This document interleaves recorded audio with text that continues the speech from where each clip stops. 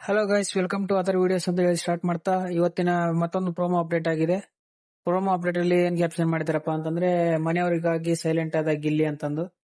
ಅದರಲ್ಲಿ ವಿಡಿಯೋದಲ್ಲಿ ನೋಡಿದ ಪ್ರಕಾರ ನೋಡಿದ್ರೆ ಗಿಲ್ಲಿ ಅವರು ಮನೆಯವ್ರಿಗೋಸ್ಕರ ಸೈಲೆಂಟ್ ಆಗ್ತಿದ್ದಾರೆ. ಯಾಕೆ ಪದೇ ಪದೇ ಯಾಕೆ ಟ್ರಿಗರ್ ಆಗ್ತಿದೆ ಅಂತ ಅಭಿಷೇಕ್ ಮ್ಯಾನೇಜರ್ ಆಗಿರುವಂತ ಅವರು ಕೂಡ ಹೇಳ್ತಿದ್ದಾರೆ.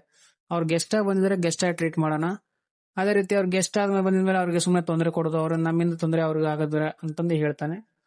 ಅದರಲ್ಲಿ ಕೇಳೋ ಪಾಯಿಂಟ್ ಇದೆ ಗೈಸ್. ಅದರಲ್ಲಿ ಹೇಳ್ಬೇಕಂದ್ರೆ ಅಶ್ವಿನಿ ಮ್ಯಾಮ್ ಅವರು ಇಷ್ಟ ದಿನ ಆಡಿದ್ರೆ ಆಟದಲ್ಲಿ ಬೇರೆ ಇತ್ತು, ನಿನ್ನೆ ತೊಗೊಂಡ್ ಸ್ಟ್ಯಾಂಡು ಬೇರೆ ಇತ್ತು.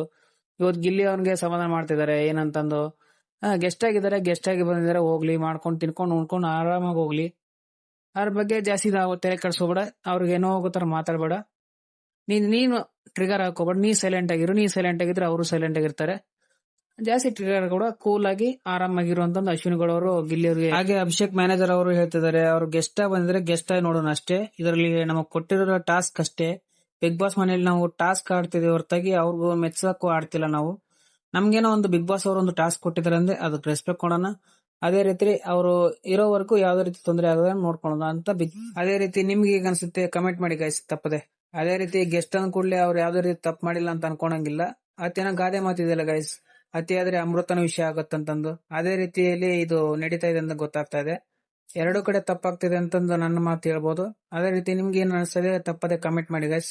ಇಷ್ಟೆಲ್ಲ ಮಾತು ಕೇಳಿ ಗಿಲ್ಲಿ ಅವರು ಮನೆಯವ್ರಿಗೋಸ್ಕರ ಸೈಲೆಂಟ್ ಆಗ್ತಾರೆ ಅಂತ ಕಾಣುತ್ತೆ. ಯಾಕಂದ್ರೆ ಹಿಂದೆ ಆಗಿರೋದನ್ನ ಮುಂದೆ ಆಗೋದ್ರನ್ನ ನೋಡ್ಕೊಂಡು ಬಿಟ್ಟು ಅವ್ರು ಮುಂದೆ ನಡೀತಾರೆ ಅಂತ ತಿಳ್ಕೊಂಡಿದೀವಿ. ಅದೇ ರೀತಿ ಆಬ್ವಿಯಸ್ಲಿ ಕಂಟ್ರೋಲ್ ಮಾಡ್ಕೋತಾರ ಅಂತ ಹೇಳ್ಬೋದು. ಅದೇ ರೀತಿ ಬಿಗ್ ಬಾಸ್ ಮನೇಲಿ ಟಾಸ್ಕ್ ನಡೀತಾ ಇದೆ, ಗೆಸ್ಟ್ ಗಳು ಬಂದಿದ್ದಾರೆ.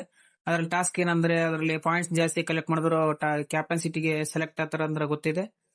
ಅದೇ ರೀತಿ ಗೆಸ್ಟ್ ಗಳು ಬಂದಂತವ್ರ ಮೇಲೆ ದಬ್ಬಾಳಿಕೆ ಜಾಸ್ತಿ ಆಗ್ತದೆ. ಅವರು ದಿನೇ ದಿನೇ ದಬ್ಬಾಳಿಕೆ ತೋರಿಸ್ತಾನೆ ಇದಾರೆ ಗೆಸ್ಟ್ ಬಂದವರು. ಬಿಗ್ ಬಾಸ್ ಮನೆ ಅನ್ನೋದು ಒಂದು 7 ಬೀಳಿನ ಮೆಟ್ಲು ಇದ್ದಂಗೆ. ಈ ಮನೆಯಲ್ಲಿ ಕೆಲವೊಬ್ರು ಒಳ್ಳೆಯವ್ರು ಆಗ್ತಾರೆ, ಇನ್ ಕೆಲವೊಬ್ರು ಕೆಟ್ಟವ್ರು ಆಗ್ತಾರೆ. ಅದಕ್ಕೆಲ್ಲ ಟೈಮ್ ಬೇಕಾಗತ್ತೆ.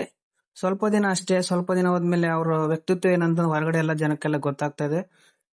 ಇದೇ ರೀತಿ ವಿಡಿಯೋಗಳಿಗಾಗಿ ಕಾಯ್ತಾ ಇರಿ. Love you all. Thank you.